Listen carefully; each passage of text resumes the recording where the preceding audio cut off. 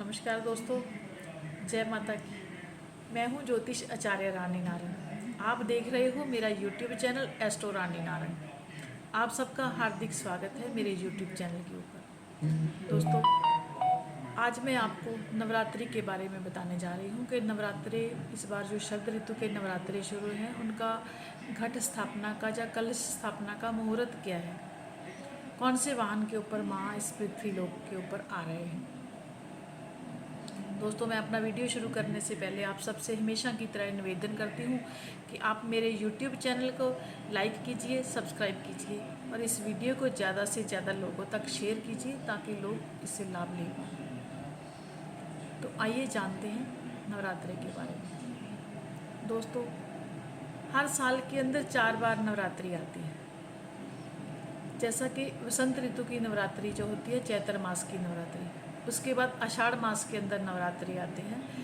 उसके बाद अश्विन जो शरद ऋतु के नवरात्रि है, अश्विन मास के अंदर जो अब चलने वाले हैं, और उसके बाद पौष मास के अंदर नवरात्रि आते हैं। जो लोग तंत्र साधना करते हैं, जो लोग किसी चीज़ के ऊपर सिद्धि प्राप्त करना चाहते हैं, वो लोग आषाढ़ मास के और पौष मास के नवरात्रि के अंदर वो तांत्रिक लोग होते हैं, वो उन दिनों के अंदर माँ भगवती की आराधना करते हैं, तपस्या करते हैं और अपनी सिद्धियों को प्राप्त करते हैं। लेकिन आम साधारण जन के लिए चैत्र मास के नवरात्रि और जो अश्विन मास के नवरात्रि हैं, शारदीय नवरात्रि, इनका ही महत्व माना जाता है।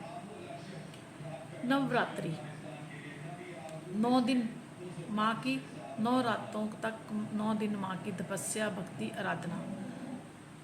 जैसे ही माँ इस पृथ्वी लोक पे आते हैं तो अपने साथ ब्रह्मांड की समस्त शक्तियों को समेट करके इस पृथ्वी लोक के ऊपर अपने भक्तों को, अपने श्रद्धालुओं को वो सब शक्तियों देने के लिए, उन सब सुख समृद्धि देने के लिए आते हैं। जिस प्रकार नवरात्रि की शुरुआत होती है, जैसे इस बार 15 अक्टूबर के दिन 2023 को नवरात्रि की शुरुआत इतवार के दिन संडे को हो रही है। तो जिस प्रकार जिस दिन नवरात्रि की शुरुआत होती है उस प्रकार से ही माँ का अलग अलग वाहन रहता है। वैसे तो जो हम जनरली हम देखते हैं तो माँ दुर्गा का वाहन शेर है, लेकिन जब जब वो ब्रह्मलोक से पृथ्वी लोक पे आते हैं तो वो अलग अलग वाहनों के ऊपर सवार होकर के आते हैं। जैसे कई बार वो घोड़े पे सवार होकर के आते हैं, कई बार वो रथ पे सवार होकर के आते हैं, डोली पे सवार होकर के आते हैं। उनकी नई जो सवारी है वो नाव के ऊपर भी रहती है। इस प्रकार अलग अलग वाहनों के ऊपर वो सवार होकर के इस पृथ्वी लोक पे आते हैं। तो इस बार जो 15 अक्टूबर के दिन माँ रथ गज पे सवार होकर के, हाथी पे सवार होकर के आ रहे हैं। दोस्तों, पुराने ज़माने के अंदर जिस इंसान के पास हाथी घोड़े रहते थे उसको बहुत वैभवशाली माना जाता था। तो इस बार माँ का हाथी पे, गज पे सवार होकर के आने से भाव है कि माँ इस बार बहुत सारी सुख समृद्धि, वैभव लेकर के इस पृथ्वी लोक पे आ रहे हैं। तो दोस्तों, जब हमारे घर में कोई मेहमान आता है तो हम उसका वेलकम, उसका स्वागतम किस प्रकार से करते हैं, तो उसी प्रकार से ही हमें माँ का जो आवाहन करना चाहिए, उनका स्वागत करना चाहिए।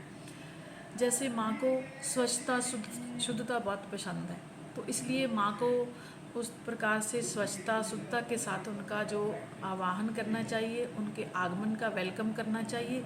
साथ में माँ को तामसिक भोजन जैसे लहसुन, प्याज, मांस, मदिरा, इस प्रकार के जो पदार्थ हैं वो माँ के लिए, जो इस माँ की तपस्या, भक्ति करना चाहते हैं उनके लिए निषेध माने जाते हैं। माँ को ये चीज़ें पसंद नहीं हैं, तो इन चीज़ों का त्याग करना चाहिए। इन 9 दिनों के अंदर पूर्ण ब्रह्मचर्य का पालन करना चाहिए।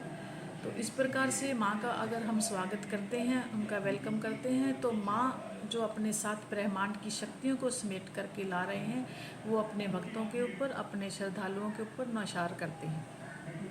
तो इस प्रकार आपको इन दिनों पूरा सात्विक भोजन लेकर के, ज़रूरी नहीं है कि हम व्रत करें, अगर व्रत नहीं भी कर सकते हैं, किसी का हेल्थ अलाउ नहीं करती है, तो आप माँ को अपनी उनकी पूजा करके, उनकी भक्ति करके, थोड़ा सा कम खा करके आप उनकी तपस्या, आराधना कर सकते हैं और माँ से सुख समृद्धि, वैभव और अपने जीवन के अंदर आने वाली परेशानियों को, संकटों को माँ से आशीर्वाद ले सकते हैं, उनको दूर कर सकते हैं। साथ में जो माँ की कलश स्थापना का मुहूर्त है वो सुबह 6:30 बजे से लेकर के 15 अक्टूबर इतवार के दिन, और सुबह 8:30 बजे तक रहेगा, 8:47 तक रहेगा। और उसके बाद जो अभिजीत मुहूर्त है, जिसके अंदर शुभ कार्य करने के लिए वो अच्छा मुहूर्त, एक अबूझ मुहूर्त के नाम से जाना जाता है, वो लगभग 11:30 बजे से लेकर के 12:30 बजे तक रहेगा। हर स्टेट के अंदर अलग अलग प्रकार से मुहूर्त है, लेकिन इन पंजाब के अंदर जो है वो 11:30 से लेकर के 12:30 बजे तक, हर डिस्ट्रिक्ट का अलग अलग 2-4-5 मिनट का फ़र्क होता है।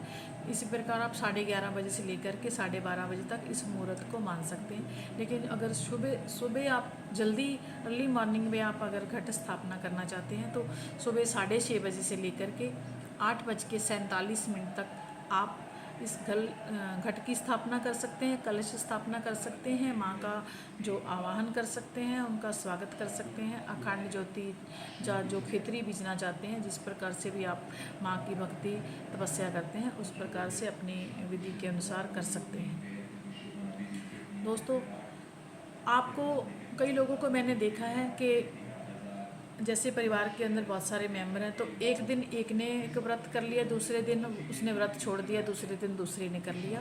तो इस प्रकार से व्रत करना जो शास्त्रीय विधि अनुसार उचित नहीं है, क्योंकि देवी भागवत पुराण के अंदर लिखा है कि जो अगर व्रत करना चाहते हो कोई व्रती, तो वो पूरे व्रत रख सकते हैं, या फिर लास्ट के अंदर, जैसे सेकंड लास्ट है नवरात्रा, उस दिन आप व्रत कर सकते हैं।